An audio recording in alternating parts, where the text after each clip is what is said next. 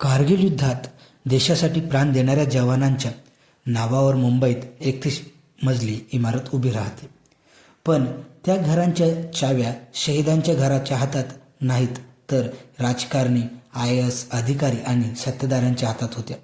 हा आहे भारतातील सर्वात लाजिरवाणी आदर्श गृहनिर्माण सोसायटी घोटाळा.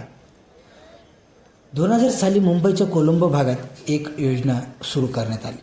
तिचा उद्देश होता कारगिल युद्धातील शहीद जवान आणि त्यांच्या विधवांना घर देणे. पण इथूनच सर्व खेळ होतो. जमीन संरक्षण मंत्रालय देते, तसंच संवेदनशील लष्करी भाग हा म्हणून घोषित केला जातो.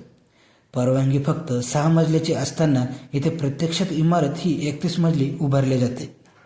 ज्यांच्यासाठी योजना होती त्यांनाच घर मिळाले नाहीत, तर घर मिळाली माजी मुख्यमंत्री, मंत्र्यांचे नातेवाईक, IAS अधिकारी, लष्करातील वरिष्ठ अधिकारी. काही अधिकाऱ्यांकडे 1 नाही 2 नाही तब्बल 2 ते 3 फ्लॅट होते आणि शहीद जवानांच्या विधवा या घराबाहेरच होत्या. ही इमारत बांधण्यासाठी काही नियम देखील मोडले गेले.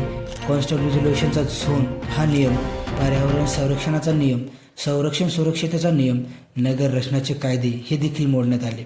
फाईल पुढे ढकलली, परवानग्या बदलल्या आणि सत्ता वापरून सगळं कायदेशीर केलं गेलं.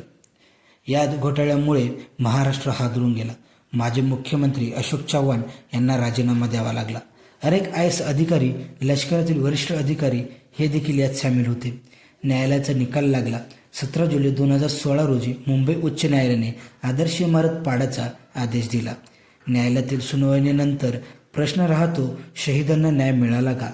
देशासाठी जीव देणाऱ्या नावावरच जर घोटाळा होत असेल तर सामान्य माणसांसाठी न्याय उरतोच कुठं? सत्ता असेल तर सगळं माफ, नसली तर सगळं कठोर असं म्हणायला हरकत नाही. आदर्श घोटाळा हा फक्त इमारतीचा नाही, तर हा घोटाळा आहे राजकारण्यांच्या नैतिकतेचा. शहीदांच्या नावावर राजकारण्यांनी उभारलेला हा महाल इतिहास कधीच विसरणार नाही. तुमचं मत काय? कमेंट सेक्शनला नक्कीच कळवा. व्हिडिओला लाईक करा. बिनधास्त राजकारणाला सबस्क्राईब करा, कारण इथे बोललं जातं जे इतर बोलायची हिंमत करत नाही.